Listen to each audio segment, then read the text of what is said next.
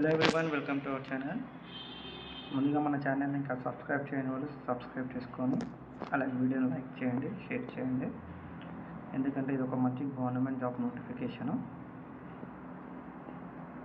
So ఇక మనం వీడియోలోకి వెళ్తే ఇక్కడ మనం చూసుకుంటున్నట్లయితే మనకి నిన్ననే ఒక మంచి నోటిఫికేషన్ విడుదలయ్యింది.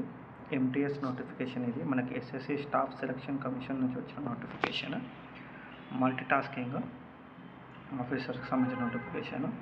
దీనికి సంబంధించిన ఆన్లైన్ అప్లికేషన్ మనకి నిన్ననే 26 జూన్ నుంచి స్టార్ట్ అయింది.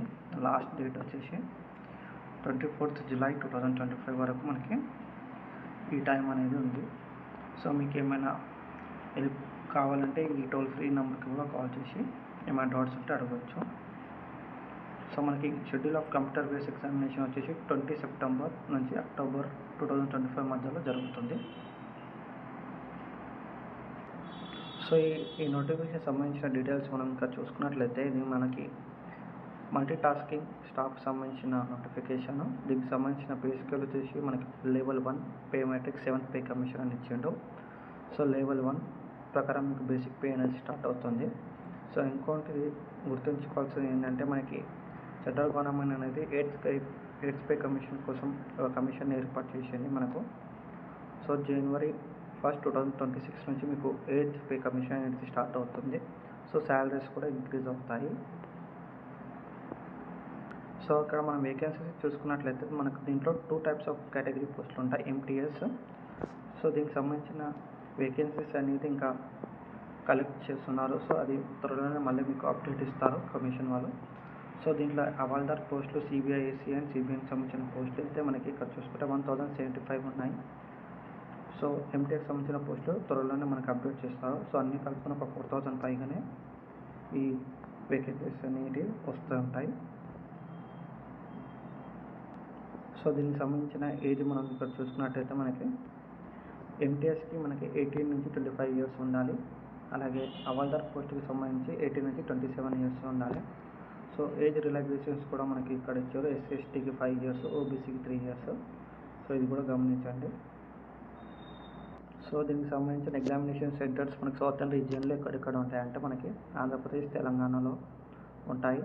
సో గుంటూరు, రాజమండ్రి, తిరుపతి, హైదరాబాదు ఇలా మనకు అన్ని సిటీస్లో ఉంటాయి. వరంగల్, కరీంనగర్ తెలంగాణకి అయితే ఈ డిస్ట్రిక్ట్స్లో మనకి ఎగ్జామినేషన్ సెంటర్ అనేది ఉంటుంది.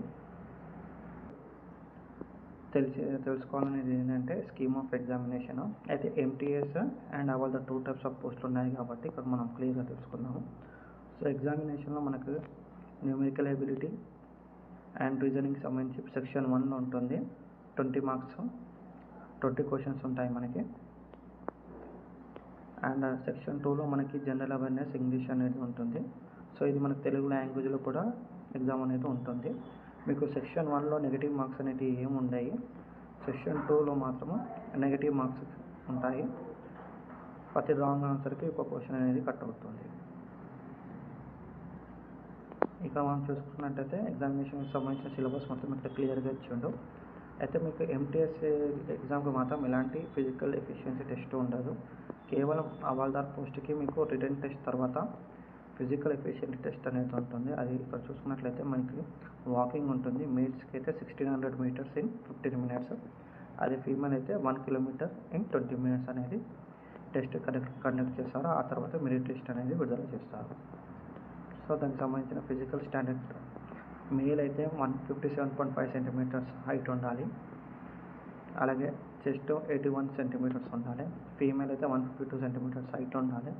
వెయిట్ 48 కేజీస్ ఉండాలి. సో ఈ నోటిఫికేషన్కి మీరు అప్లై చేయాలంటే కేవలం మీకు 10th క్లాస్ క్వాలిఫికేషన్ ఉంటే సరిపోతుంది. అలాగే అప్లికేషన్ ఫీజు వచ్చేసి మీకు 100 రూపీస్ ఉంటుంది. ఎస్సీ ఎస్టీ వాళ్ళకైతే ఎలాంటి ఫీజు లేదు. అలాగే ఫీమేల్ క్యాండిడేట్స్ కూడా ఎలాంటి ఫీజు అనేది లేదు. సో తొందరగా ఈ నోటిఫికేషన్కి అప్లై చేయండి. ఏమైనా డౌట్స్ ఉంటే కామెంట్లో తెలియజేయండి.